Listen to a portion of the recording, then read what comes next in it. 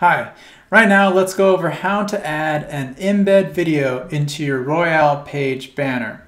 So first, here I have a Vimeo video pulled up, and I'm going to want to grab the share link, and sometimes they call it share or embed link.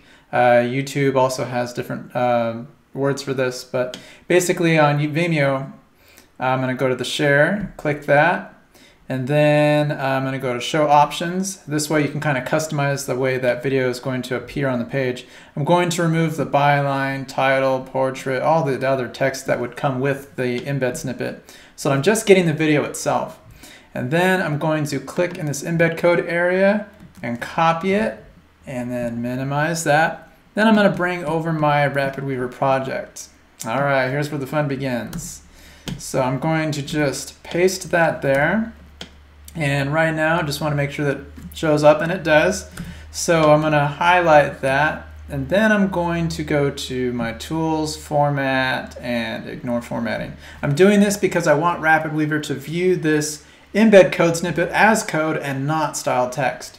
So let's make sure that's still appearing good. Cool. Next, the one thing we're going to do special to this snippet is we're going to go and add a class of feature, and here's how we do that. So I'm clicking right after it says iframe, I'm clicking right after that word, and then I'm typing class equals quotes, not smart quotes, but just straight up and down quotes.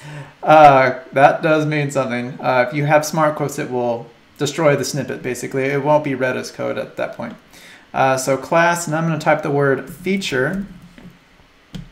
And then in my style options, I'm going to choose banner type, and I'm going to select HTML5 or embedded video. Close that, and let's see what we get.